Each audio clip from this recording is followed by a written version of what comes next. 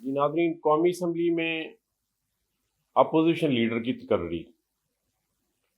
یہ کیا معاملہ ہے؟ ڈیلے کیوں ہو رہا ہے؟ ویسے تو سینٹ میں بھی اپوزیشن لیڈر نہیں ہے اور 5 ماہ سے یہ دونوں عہدے خالی ہیں۔ گرین لینڈ اور امریکہ ایشو کیا ہے،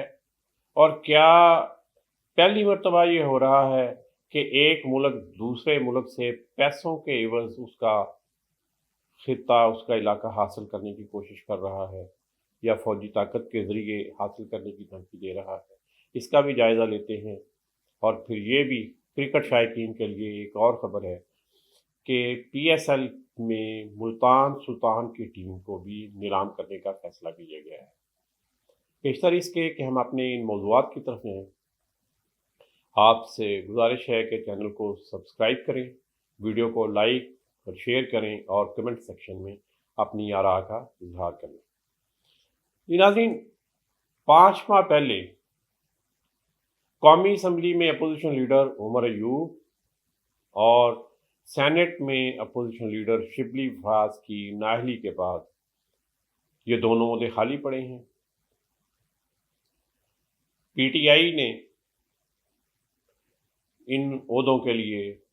قومی اسمبلی میں محمود خان اچکزئی اور سینٹ میں علامہ راجہ ناصر عباس کا نام تجویز کیا کہ ان کو اپوزیشن لیڈر مقرر کیا جائے، مگر گزشتہ 5 ماہ سے یہ معاملہ التوا کا شکار رہا ہے، اور اب سینٹ میں تو صورتحال جوں کی توں ہے، لیکن اسپیکر قومی اسمبلی نے اس معاملے پر مشاورت کا آغاز کیا ہے۔ جائزہ لیتے ہیں کہ یہ معاملہ ہے کیا۔ ناظرین، اپوزیشن لیڈر یہ ایک ایسا ہوتا ہے جس کا آئین میں ذکر موجود ہے۔ یہ اس طرح کا آئینی عہدہ نہیں، لیکن آئین کے اندر اس کی ذمہ داریاں موجود ہیں۔ اس کا تقرر کا طریقہ کار آئین میں موجود نہیں ہے، یہ قومی اسمبلی کے قواعد و ضوابط کے اندر موجود ہے۔ بہرحال اگر ہم آئین کو دیکھیں اور قومی اسمبلی کے یا سینٹ کے ورکنگ کو دیکھیں تو یہ ایک مکمل آئینی عہدہ محسوس ہوتا ہے، کیونکہ بہت سے کام ہیں جو اپوزیشن لیڈر کے بغیر نہیں ہو سکتے۔ مثلا چیف الیکشن کمشنر کا تقرر نہیں ہو سکتا، چیئرمین نیب کا تقرر نہیں ہو سکتا، پبلک اکاؤنٹس کمیٹی کا سربراہ اس کو ہونا چاہیے یا اس کے نامزد کردہ نمائندے کو ہونا چاہیے، وہ نہیں ہو رہا۔ معاملہ کیا ہے؟ اس سے قبل ہم دیکھتے ہیں کہ یہ معاملہ بڑا روٹین میں اپوزیشن لیڈر مقرر ہوتا رہا ہے، مگر 2002 کی اسمبلی میں کافی عرصہ تک یہ معاملہ التوا میں رکھا گیا، اور اس وقت کی بڑی اپوزیشن جو قومی اسمبلی میں تھی، متحدہ مجلس امت، اس کے نمائندہ مولانا فضل الرحمان کو اپوزیشن لیڈر مقرر کیا گیا تھا۔ قومی اسمبلی کے ضوابط کے مطابق اسپیکر اپوزیشن جماعتوں سے ان کے نام مانگتا ہے کہ وہ نام دے کہ کس کو اپوزیشن لیڈر بنایا جائے۔ اگر تمام پارٹیاں جو اپوزیشن میں ہیں وہ ایک ہی نام پہ متفق ہو کہ ایک ہی نام دے دیں تو وہ بڑا آسانی سے اپوزیشن لیڈر نامزد ہو جاتا ہے، اور عمومی طور پہ جو اپوزیشن کی بڑی جماعت تھی اس کے سربراہ کو یا اس کے کسی اہم لیڈر کو ہی مقرر کیا جاتا تھا۔ اس دفعہ ایسا ہونا ممکن نہیں۔ آن گراؤنڈ ہم کہہ سکتے ہیں کہ پاکستان تحریک انصاف جو ہے وہ بڑی اپوزیشن جماعت ہے، اور شاید سب سے بڑی اپوزیشن جماعت ہے، لیکن جس طرح کے معاملات الیکشن کے دوران ہوئے 2024 کے فروری کے الیکشن میں، اور اس کے بعد جس طرح کی ڈیولپمنٹس ہوئیں، اور پھر جس طرح عدالتی فیصلے اور الیکشن کمیشن کے فیصلے ہیں، ان کے تحت پاکستان تحریک انصاف ایوان کے اندر موجود نہیں ہے۔ جب شبلی فراز کو سینٹ سے اور عمر ایوب کو قومی اسمبلی سے اپوزیشن کے لیڈر کے طور پر نااہل کیا گیا، یہ وہ نااہل ہو گئے، ان کی سیٹیں خالی ہوئیں، تب سے یہ عہدہ خالی پڑا ہے۔ پاکستان تحریک انصاف نے سینیٹ میں علامہ راجہ ناصر عباس کو اور قومی اسمبلی میں محمود خان اچکزئی کو نامزد کیا، لیکن یہ معاملہ التوا کا شکار ہی رہا ہے۔ اب اسپیکر قومی اسمبلی نے اس پر مشاورت کا آغاز کیا ہے، باقاعدہ اپوزیشن میں موجود جماعتوں سے نام مانگے، مشاورت کا عمل انہوں نے شروع کیا ہے، مگر سینیٹ میں ابھی تک یہ کارروائی شروع نہیں ہوئی۔ معاملہ اسی وجہ سے یہ پیچیدہ ہوا کہ کیا جس پاکستان تحریک انصاف جو اس وقت موجود نہیں ہے عملی طور پر قومی اسمبلی میں اور سینیٹ میں، وہ اپنا اپوزیشن لیڈر لاتی، انہوں نے دونوں جگہوں پہ اپنی پارٹی کے کسی بندے کو، چاہے وہ پارٹی موجود ہے یا نہیں ہے، لیکن کسی بھی طرح یہ ان کی پارٹی کے ارکان نہیں ہے۔ پختونخوا ملی عوامی پارٹی سے محمود اچکزئی منتخب ہوئے ہیں، علامہ راجہ ناصر عباس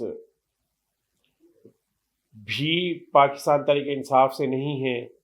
اس لیے یہ جو گیپ آیا کہ ان کا تقرر کس طرح کیا جا سکتا ہے جب ان کا تعلق اس جماعت سے ہی نہیں ہے جو ان کو نامزد کر رہی ہے، اور پھر وہ جماعت پارلیمنٹ کے اندر موجود ہی نہیں ہے۔ تو اب دیکھتے ہیں ایک آدھ دن میں مشاورت کا کوئی نہ کوئی نتیجہ نکل سکتا ہے۔ امکان تو اسی کا ظاہر کیا جا رہا ہے کہ محمود خان اچکزئی کو قومی اسمبلی میں اپوزیشن لیڈر بنا دیا جائے گا، اور اسی طرح علامہ راجہ ناصر عباس سینیٹ میں اس کے اپوزیشن لیڈر بن جائیں گے۔ لیکن یہ پاکستان ہے، یہ پاکستان کی سیاست ہے، یہاں کچھ بھی ہو سکتا ہے۔ یہاں تو پاکستان تحریک انصاف جو سب سے بڑی جماعت ہونے کا دعویٰ کرتی رہی اور جو سب سے بڑی جماعت تھی، وہ الیکشن میں حصہ ہی نہیں لے سکی بطور جماعت، اور پھر انہوں نے آزاد امیدوار کے طور پہ الیکشن لڑ کے اور جیت کے، اور جس طرح بھی وہ جیت کے آئے، جب انہوں نے جماعت اپنی فارم کرنے کی کوشش کی، وہ کوشش بھی ناکام ہوئی۔ جب وہ ایک نئی جماعت میں جانے کی اور اس جماعت کو اسٹرینگتھن کرنے اور اس کے پلیٹ فارم سے پارلیمنٹ میں رہنے کی کوشش کی تو وہ کوشش بھی ناکام ہوئی۔ اب دیکھتے ہیں کہ یہ اپوزیشن لیڈر کا معاملہ ان کے ہاتھ میں رہتا ہے یا ان کے ہاتھ سے نکل جاتا ہے اور کسی دوسرے کا تقرر اسپیکر قومی اسمبلی اور چیئرمین سینیٹ کر دیتے ہیں۔ جی ناظرین، ایک معاملہ پچھلے 2 ہفتے سے بہت زیادہ چل رہا ہے کہ امریکی صدر ٹرمپ نے ڈنمارک سے کہا کہ وہ اپنا علاقہ گرین لینڈ جو دنیا کا سب سے بڑا جزیرہ ہے وہ اس کے حوالے کر دے، اور یہ کہ اگر وہ اس کے حوالے نہیں کیا گیا تو وہ اس پر فوجی طاقت کے ذریعے قبضہ کر لے گا۔ اور وہ اس کو کیوں قبضے میں لینا چاہتا ہے؟ ٹرمپ نے کہا کہ اگر ہم نہیں گرین لینڈ لیں گے تو اس کو چین یا روس لے لیں گے، کیونکہ یہاں پہ بہت سی منرلز ہیں، بہت سی معدنیات ہیں اور بہت سی ریئر ارتھ منرلز ہیں، نایاب معدنیات ہیں جو جدید ٹیکنالوجی کی چیزیں بنانے میں کام آتی ہیں۔ اور ایسا لگتا ہے کہ ٹرمپ حتمی طور پر یہ فیصلہ کر چکے ہیں کہ وہ اس کو حاصل کر کے رہیں گے۔ ہم اس پہ گرین لینڈ پہ نظر ڈالتے ہیں تو ناظرین اس کی آبادی 56,000 ہے، بہت بڑا رقبہ ہے، لیکن یہ سارے کا سارا شدید برف میں گھرا ہوا انتہائی سرد علاقہ جہاں پہ بہت سی سہولتیں موجود نہیں ہیں، اور اس کی آبادی صرف 56,000 ہے، 56,000۔ اب امریکن انٹرسٹ اتنا بڑا ہے، یہ کیلکولیشن کی گیم ہے، یہ حساب کتاب کی دنیا ہے کہ اگر امریکہ فی شہری چھوٹے سے چھوٹے بچے سے لے کے طویل العمر افراد تک، بزرگ افراد تک، ہر بندے کو $1 ملین بھی دے تو یہ ساری $56 ارب کی گیم بنتی ہے۔ اور میں یہ سمجھتا ہوں کہ امریکہ کے لیے ان ارتھ منرلز کو حاصل کرنا، نایاب معدنیات کو حاصل کرنا اور اتنا بڑا علاقہ اپنے ساتھ بطور ایک ریاست شامل کر لینا، $56 ارب میں کوئی بڑی گیم نہیں ہے کہ وہ 56 ارب وہ ہر، اور اس کا انڈیا بھی دیا جا چکا ہے کہ جی تمام لوگوں کو پیسے دیے جا سکتے ہیں اور وہاں پر ریفرینڈم کروا کے یہ دیکھ لیا جائے کہ وہ اس کے ساتھ آنا چاہتے ہیں، امریکہ کے ساتھ، یا ڈنمارک کے ساتھ ہی رہنا چاہتے ہیں۔ اچھا، ایک اور چیز کا بھی ہم جائزہ لیتے ہیں۔ آج لوگ یہ سوال کرتے ہیں کہ جی یہ کس طرح ممکن ہے کہ آپ پیسے دے کے دوسرے ملک کا ایک حصہ لے لیں۔ یہ آج ہمیں عجیب محسوس ہوتا ہے، یہ دنیا کی تاریخ میں عجیب نہیں ہے۔ ہم حالیہ تاریخ پہ ہی نظر ڈالتے ہیں، بہت پرانی تاریخ پہ ہم نہیں جاتے۔ حالیہ تاریخ میں سب سے پہلے ہم اپنے وطن پاکستان کو دیکھتے ہیں تو پاکستان کا جو گوادر کا علاقہ ہے یہ پاکستان کا حصہ نہیں تھا، یہ عمان کا حصہ تھا۔ پاکستان نے 1956 میں عمان سے یہ خطہ خریدا اور اس کو پاکستان میں شامل کیا۔ اس علاقے کے رہنے والے جو لوگ تھے جن کے پاس عمانی شہریت تھی ان کو دوہری شہریت دی گئی، اور ابھی تک ان میں بہت سے لوگ موجود ہیں جو پاکستانی اور عمانی دوہری شہریت رکھتے ہیں اور وہ وہاں پہ موجود ہیں۔ یہ صرف پاکستان کی بات نہیں ہے، امریکہ کی بہت سی ریاستیں ایسی ہیں جو پیسوں کے عوض، جو معاہدوں کے عوض، یا وہ جنگی دھمکیوں اور جنگوں کے ساتھ امریکہ کا حصہ بنے۔ سب سے معروف، جس کو بہت لوگ جانتے ہیں، امریکہ کی ریاست الاسکا روس کا حصہ تھی، جس کو امریکہ نے خریدا اور اپنی ریاست بنایا۔ اس کے علاوہ لوزیانہ اسٹیٹ جو ہے وہ فرانس سے خریدی گئی، الاسکا میں نے پہلے بتایا روس سے خریدی گئی، جنگ کر کے میکسیکو کے علاقے شامل کیے گئے، اور جنگ کے بعد اس وقت کی جو ریاستیں ہیں ان میں California, Nevada, یوٹا، Arizona, new Mexico,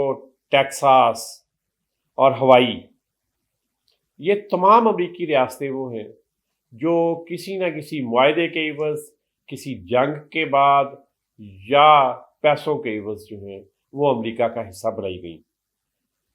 U S virgin آئی لینڈز جو ہیں یہ بھی اسی طرح، اور یہ جو ڈنمارک اس وقت کہہ رہا ہے کہ ہم یہ نہیں کریں گے، یو ایس ورجن آئی لینڈ جو ہیں وہ $25 ملین کے عوض ڈنمارک نے امریکہ کو بیچے تھے۔ پھر روس نے کریمیا کا علاقہ حاصل کیا۔ ہانگ کانگ جو برطانیہ کے پاس تھا،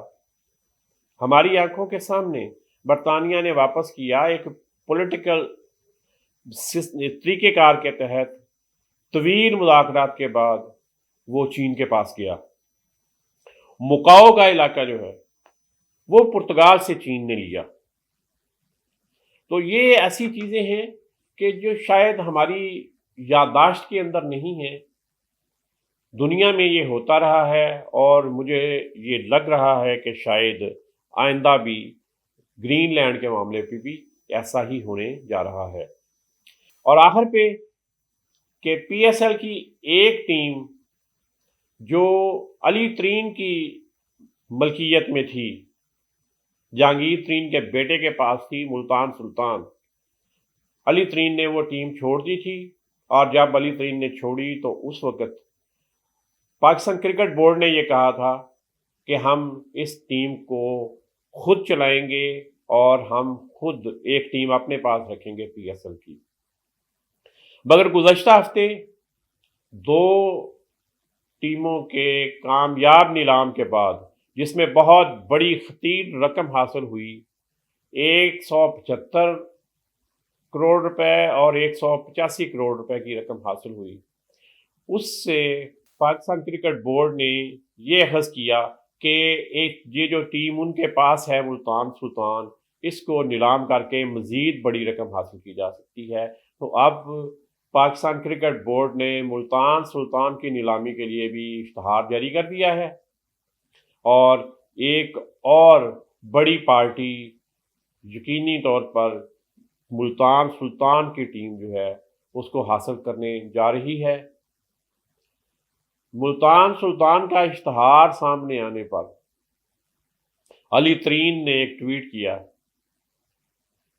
علی ترین نے کہا کہ مجھے تو اس طرح لگتا ہے کہ جیسے آپ کی سابقہ بیوی کی شادی ہونے جا رہی ہے، میرے لیے تو یہ ملتان سلطان کی نیلامی اس طرح ہے۔ چلیں دیکھتے ہیں کہ علی ترین کیا دوبارہ اس ٹیم کو حاصل کرنے کے لیے میدان میں آئیں گے، یا وہ پارٹیاں جو حیدرآباد اور سیالکوٹ کی ٹیم حاصل کرنے میں ناکام رہیں اور ان کی بولی کم تھی، کیا وہی ٹیمیں ملتان کی ٹیم کے لیے، وہی پارٹیاں ملتان کی ٹیم کے لیے دوبارہ مارکیٹ میں آئیں گی اور مقابلہ کریں گی، یا کوئی نئی پارٹی، کوئی نئی کمپنی آ کے ملتان سلطان کو خریدتی ہے؟